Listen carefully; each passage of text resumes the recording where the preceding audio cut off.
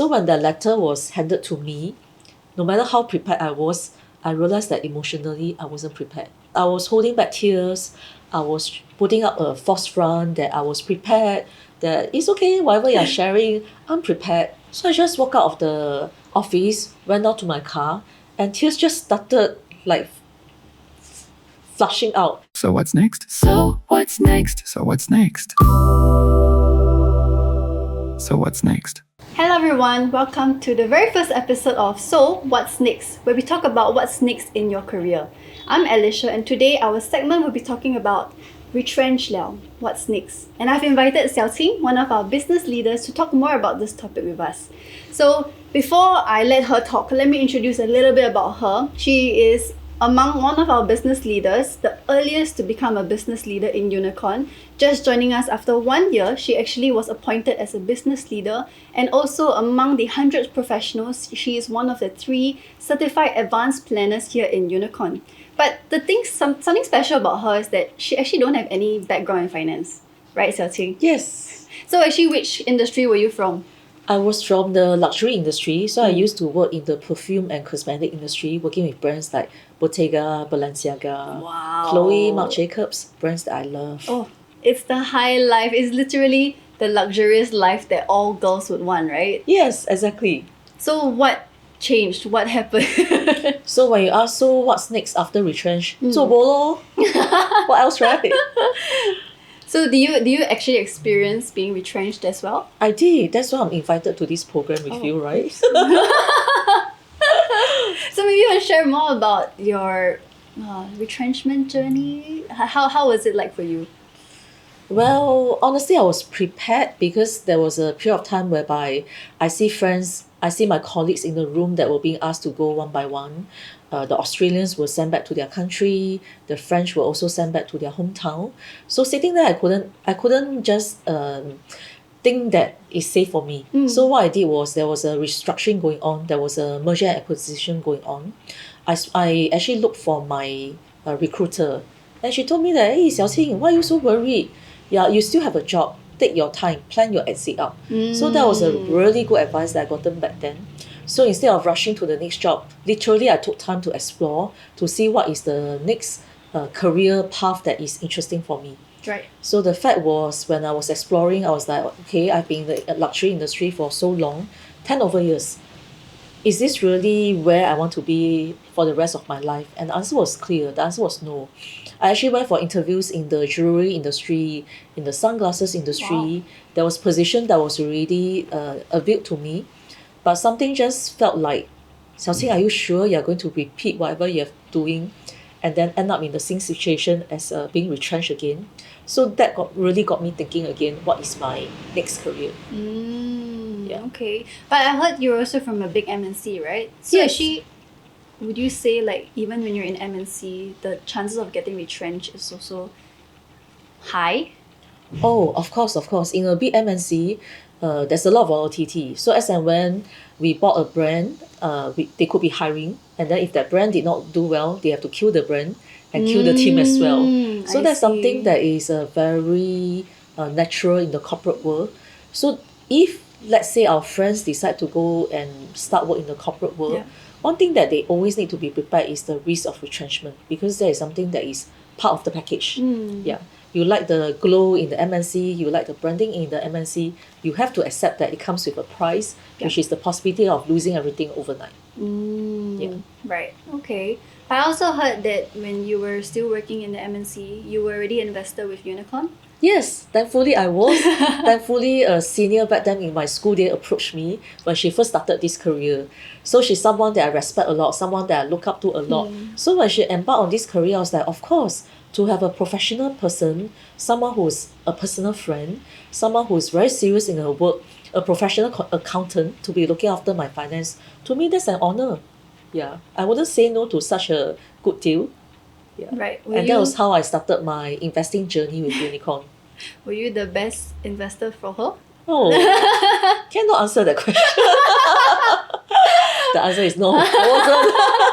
I wasn't. I was the investor that every single year asked the same question. I couldn't remember what I had. I was so fearful of investing. I only started with $300 a month of investment in cash. So that was how I started. Not something that I'm super proud to be, but happy that. So although I was doing well in my corporate role, but I was earning a very decent income. But having that decent income, comfortable income, doesn't equate to me having the ability to manage my finance, and it doesn't help. Whereby I grew up in an environment whereby mom says that okay, study hard, find a job, save hard. Yes. So that was yes. literally what I was doing. So investing to me 20 years ago was like, am I going to lose money? No, I'm not going to invest. Yeah, I'm just going to start off with very little bit. No matter how much I trust my friend, I just didn't dare to take that step forward. Yeah. Okay. So actually, I want to ask more about the period where you did the transition from an employee to a self-employed, right? Because coming from myself, coming from internship straight into Unicorn, I mean, you would have known, right? You were literally in the journey with me. I didn't have to, in a way, lose or have that feeling of losing that income. So actually, what gave you the encouragement to start over when things were uncertain? Oh, like you, thankfully, I didn't have to lose everything because I already lost everything through retrenchment. Yes. So That's true. so to me, the only certainty is uncertainty. So to me, when you really don't have a job anymore, suddenly one day you're working and then you realize that 1 month later I'm going to lose everything. So I'm starting from ground zero. The very true fact was, if not for the retrenchment, probably I'll still be accepting where I was in the past. Oh, that's true. Yeah. Yeah. I might not be given this opportunity to be understanding myself, discovering myself that I can actually do well in a better place. So a lot of friends say that, hey, Xiaoqing, you are very courageous. Wow, you did such a major career change. It looks like you are very courageous. The fact was, I feel that it's actually more courageous for them to stay on if they know what this is going to lead them to. That's true. Well, that's a very different perspective of things. Yeah. So to me, as long as you are being employed, you always face the risk of retrenchment. Right. Yeah. So when I look at the end in mind, I look at myself, I was in my mid-30s, I was thinking, oh wow, probably that's the best time for me to really sit down and plan my career. Because throughout my study years, the moment I graduated from my university, I immediately find a job. And then from one job, I find the next job that can give me the promise of a high-flying career, Better pay. regional exposure, what do you call that, progression. Yeah, so I was literally just looking for a job without planning my career. Interesting. Okay. So planning a career is more than just looking at increasing your income, climbing the corporate ladder. Yeah. Planning a career means you always begin with an end in mind. Instead of looking at the job that you want to do, think about the life that you want to live. Yeah, for instance, lifestyle, right? the lifestyle that you want to live. Do you want to be in a career that allows you to have that flexibility to be able to look after your parents, look after your kids in the event that they need you? Or do you just want to be in a job that promises you that high income, regional exposure, but that could also means that you might have to compromise a lot of milestones together with your family at some point in time. So yesterday I was just speaking to a friend who told me that she's in a very high-flying career, but yet she missed all the milestone of the daughter recital, her graduation, Yes. her collecting her results because she was always overseas. Yeah. So if that is something that's important to you, sit down and look through the list of things that matter to you in your life.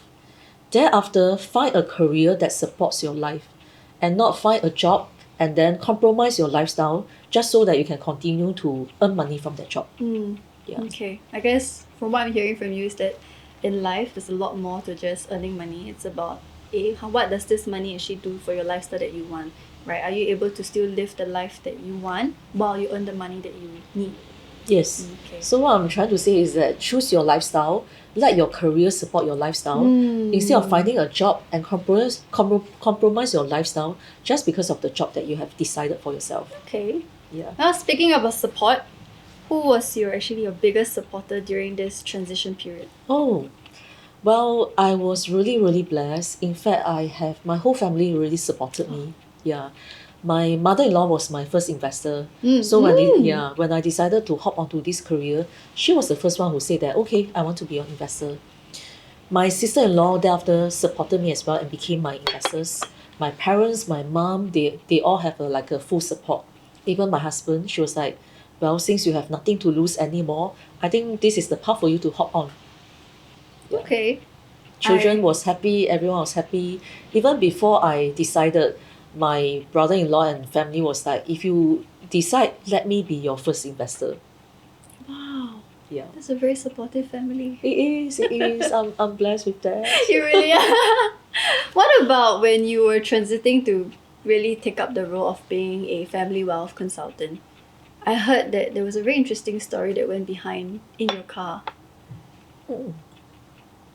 Which part was that? when the letter was given to you. Oh, right. Why do you have to bring that up? That's the interesting part, you know. That's where I feel most people would realize that, hey, actually, being retrenched is not so bad. So on hindsight, when I look back into, there was one time I attended this course and they asked me to draw out my entire life, the ups and the down in one line chart. Okay. So that I just draw it according to my timeline, and I realized that the first downfall in my entire life was actually my retrenchment. Yeah. So the fact was retrenchment is common, you hear it all the time, people around you share it with you all the time. But what you seldom hear about is the emotional trauma that you went through. So honestly, I was really prepared because 1 year before that retrenchment, I was really looking out for a job. I was really speaking to my director in Unicorn. I've already started taking my exams Unicorn. Yeah. But the true fact was that when it really happened to me, it still took me by surprise. There was still a lot of emotions, a lot of injustice that I've been always achieving my KPI. I've been doing my giving my 101%. During Chinese New Year, I can work until 4 a.m. just to clear the budget 4 timing. a.m. Yeah. And I have no words of complaint. I always enjoy my work. Yeah. So when the letter was handed to me, no matter how prepared I was, I realized that emotionally I wasn't prepared. Yeah. Like you I were you were logically prepared for it. Yes. Right. Yes. I was holding back tears. I was putting up a false front that I was prepared, that it's okay, whatever you're sharing, I'm prepared. But when I walk out of that room after speaking to my immediate boss back then, he told me that take that day off, Xiaoqing. I know that it's not an easy time for you, take that day off. So I just walked out of the office, went out to my car, and tears just started like flushing out. And it wasn't a good moment to be. So the first person that I called was actually my mom. And she was like, don't worry, it's okay. You find another one, right? I'll find another one. And the second person that I called was actually my back then my planner in Unicorn, who is currently my director. So when I called her, I was crying, I was upset, I was holding up my voice, but she was laughing so loudly over at the other side that she said that, oh, finally you're ready to join us. So she offered me another perspective. She offered me this thinking that actually when one door closes, another door opens. So she gave me a lot of encouragement and a lot of hope that probably this is a better option for me. Probably something that I really wanted, and now everything is falling into place. Yep. Yeah. But to answer your question, honestly, it wasn't an easy time. And I numbed that abandonment feeling. I numbed that incompetent feeling. I numbed that low self-esteem and lack of self-worth through the work, and I immediately hop onto my new career. Only about few years later, when I reflect that, I was still tearing when I reflect back into that retrenchment. Then I realized that I've never really, what do you call that? I've never really handled that emotion. I was just masking it until I realized that actually I wasn't happy about that at all. Yeah. You know, your retrenchment journey sounded like a breakup that you knew was gonna happen, but you were not emotionally ready to let it go. Yes. But it happened anyways. Yes, and it's just not nice when your boyfriend want to break up with you, when you know that you want to break up with him at the same time, but he it's forced me, it I out wanna first, do right? it first. It's like, true. I should have fired the company first. Why was I retrenched? That kind of feeling inside me. Yeah. It's true. Okay, but gladfully, 10 years later, I think you're really enjoying your life here in Unicorn. I can see that you're enjoying your recently new wrapped Lambo. Oh yes. It's pink in color, guys. Take a look. Okay. It's pink and then it's loud. I love it. I love that you're not the best okay, not best. You don't like driving, basically. You're a passenger princess, right? I didn't. But then, now I did. yeah, you love driving in a Lambo now. You found the joy in driving. And then I could also see that, you are spending more time with your family. You're also building a family here in Unicorn, having very strong connections with your investors, right? So Yes. it's okay, right? Like you mentioned, when the door closes, a new one opens. Yes. Okay, so the next question. Is there a way to prevent retrenchment in corporate world? I think my short answer would be the only way to prevent retrenchment in the corporate world is to not work in the corporate world. Because I've seen so many comes and go. They are super competent people. They are people that I look up to. They are people who they are overachiever. Yeah. And yet they kind of end up in the same situation. Right. Yeah. Out of 10, probably only 2 to 3 could escape that. Yeah. So if it's something that you can't control, should you decide to work in a corporate world, I think the easiest way to handle that is to prepare for retrenchment and not let it affect you too much emotionally, like what I went through. Just accept it with a peace of mind that is part of the package. How do you prepare to be prepared for retrenchment? Well, plan with us. I think that was one part that you did very well. I mean, your planner did very well for you. Is that I She don't think did. there was any financial issues during that phase of transition for you. She Right, it did, was she very did. smooth. She did. So in my corporate world, in the luxury industry, with a lot of traveling, the true fact was that I was spending unnecessarily. Oh. So each time I travel, I miss my kids. I wanted to bring back something for my family. Yes. Each time I yes. travel, my dad likes the mango sticky rice from Thailand. I have to ensure that I tapao that back for him. So that leads to me spending more than what I expected. Yeah, but thankfully through the planning process, my planner got me into a very simple, straightforward instrument, which is what we call the savings endowment plan Yep. with some coupons there. Yep. So indeed, during my transition from corporate to unicorn, I had to use and withdraw some of those coupons. That become part of my contingency fund. So instead of holding too much contingency fund in my cash on hand, Yeah. she helped me store that inside all those cash coupons that I could use during times like this. Thankfully, those were planned out for you. If not, I think it's not just a heartbreak, but like definitely like financial issues as well. Oof, won't be easier. Yes. Okay, one more question. So, what is something about retrenchment that people don't talk about? I think most of the time what they don't talk about is the emotions that comes along with the retrenchment. Like what you mentioned, it's a bit like a breakup. It's a bit like a abandonment. It's a bit of not enough. Yes.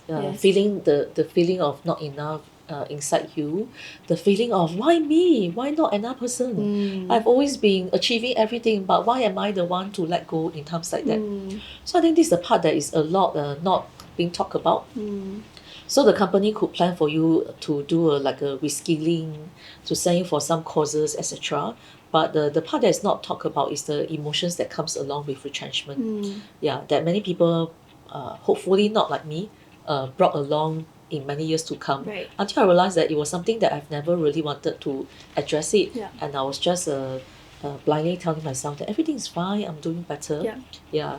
But once I face up to that and understand that it is a part of life, it really got me a lot happier, a lot more at peace. Yeah. I do agree actually. I feel like in the Asian community, like we don't talk about emotions a lot. So many times, especially, I mean, I've not been through any retrenchment. This is my first job, Lucky right? you.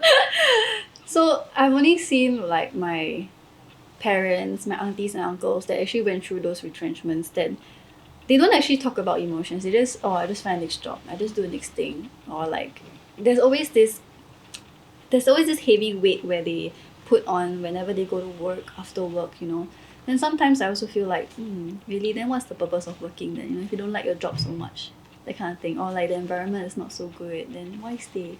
But yeah, I do agree that emotions, especially in our community, is not being talked a lot.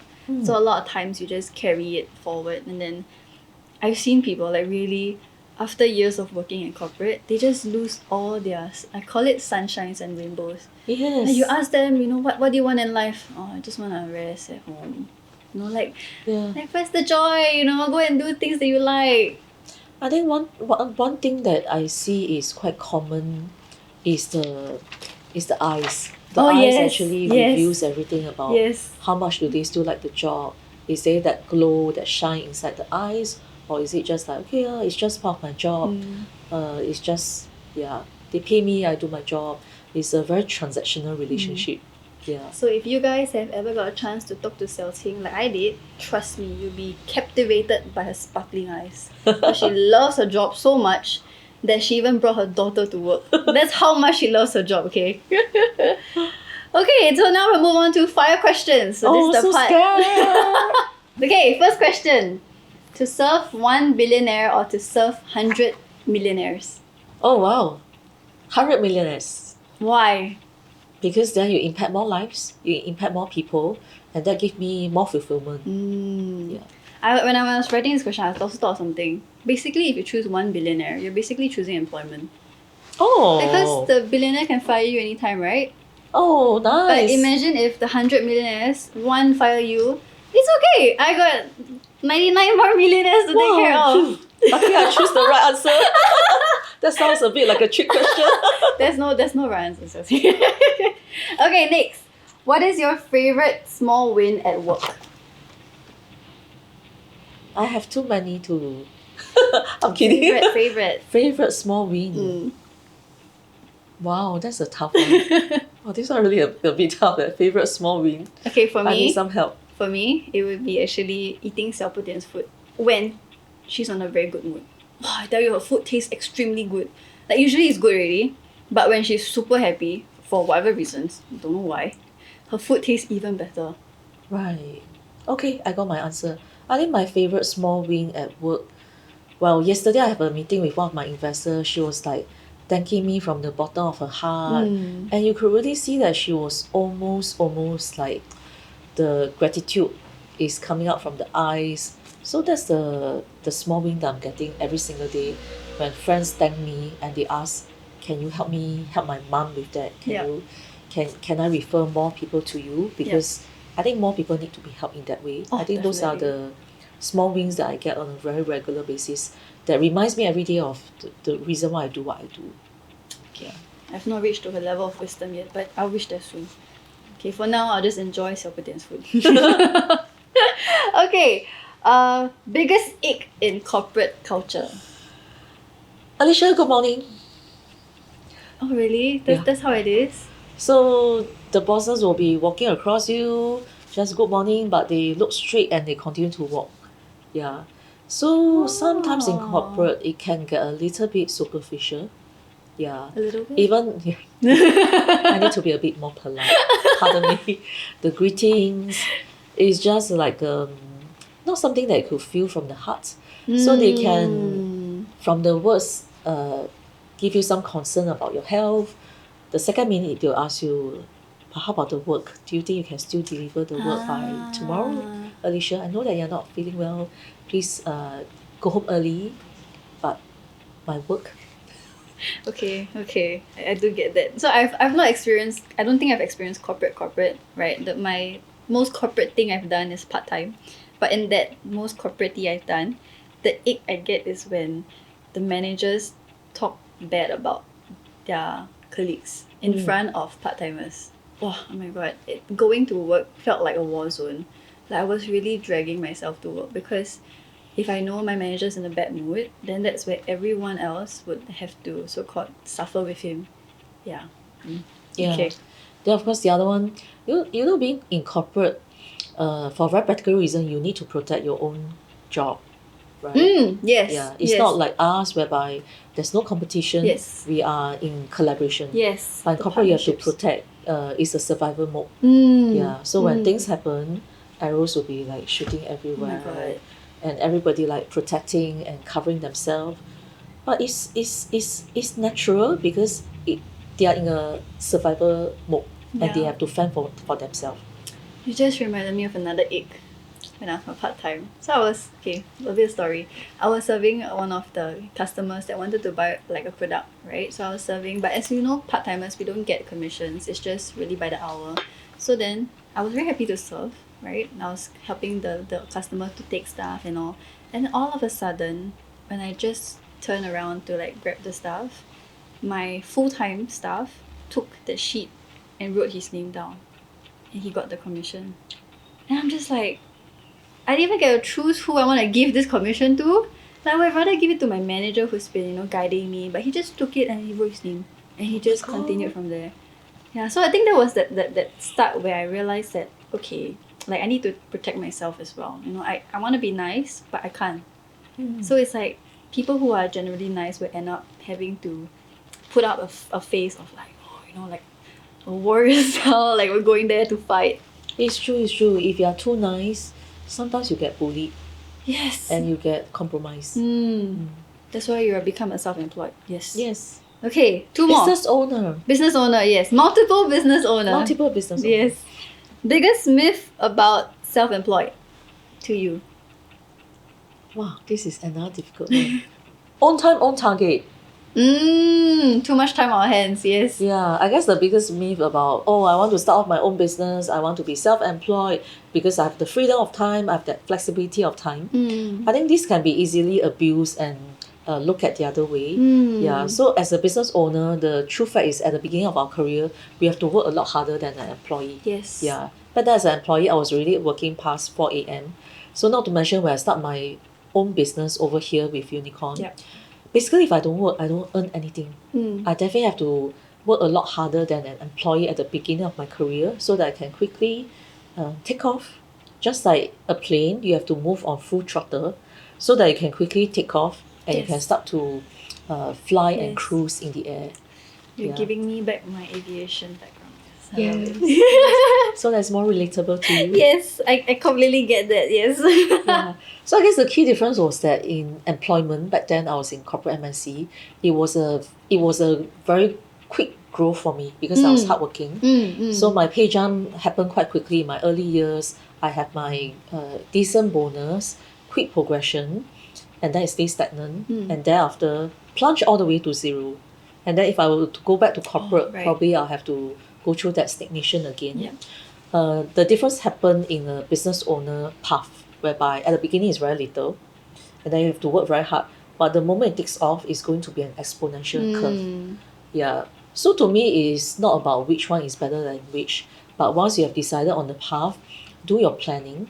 Do your planning with a professional planner, so that in either case, your finances will not be affected by whatever you can't control on the outside. Okay, that's very nice. I do have the same myth actually about too much time. Everyone was like, you're so free. I had that myth as well of like transiting from poly to full-time, right? To becoming a self-employed or a business owner. I always thought like, okay, it's like poly, but without projects and exams. But it's not. You really work around the clock just so that you can enjoy your life more as well. Yeah. Okay, last one. Job hopping or being loyal? To me, it's definitely being loyal. I'm a millennial. Yeah. I have very different answers. Okay, So why? To me, loyalty sings very deeply to me. To me, it's really about going in depth. Because when you job hop, you are doing the same thing in an organization that progresses. So in corporate, the thing is, if you want to progress, you have to job hop. Because with that experience, with that experience and the technicalities that you have, when you move into a bigger organization, that's when you get your pay bump, you get your promotion. In the same organization, sadly, there's very seldom there's chances for you to be having a pay bump. Yes. Yeah. Yes. So that is more like I call it a lateral move. Yes. But the skill set is just moving from this organization to a bigger organization. Yeah. Well, for me, I always believe in staying to the same job, but you go deeper and deeper into what you are doing, because then you gain your intellectual property. Yes. You gain something that nobody can really take away from you. Because when you job hop, it's just about the company that is marketing you, because you are hoping onto the brand of a bigger company relating to that. Yeah. But when you build your own expertise, when you work your way up, that is in a way, something that belongs to you that nobody can take away from you. Okay. Yeah. So I definitely believe in working in the same job and gaining more and more experience from there.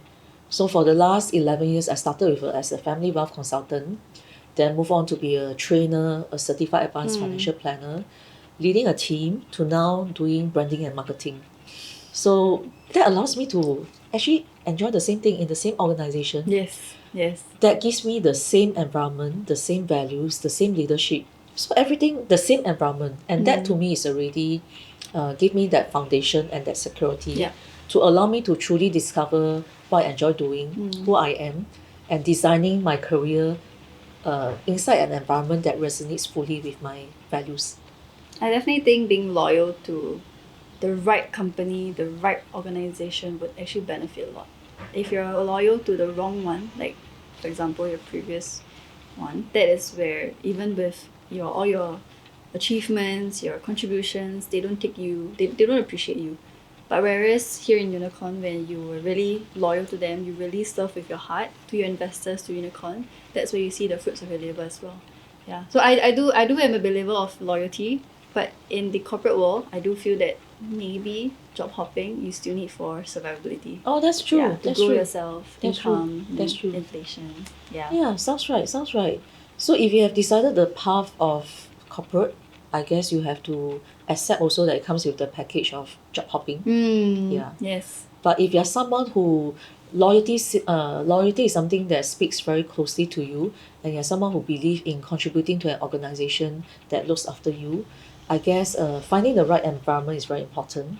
And then there you can immerse yourself into the environment of hard work, integrity, authenticity, loyalty, that really makes you become even more of the person that you already are. And that's when you can truly display and discover the potential right inside you. Wow. Thank you so much, Xiaoqing, for actually giving us so much insights into your past career, your current career, and also I guess for us to choose how do we go about choosing what kind of career we like. Yeah. So thank you so much. My Thank pleasure. you everyone for listening to our very first episode of So What's Next. So if you have any other topics you'd like to hear us, do drop us a message in Instagram, YouTube, Spotify, maybe. I don't know if they decide to put it there. But do let us know what other topics you would like to hear, and I will definitely invite more special guests like Xiaoqing. Thank you. Thank you.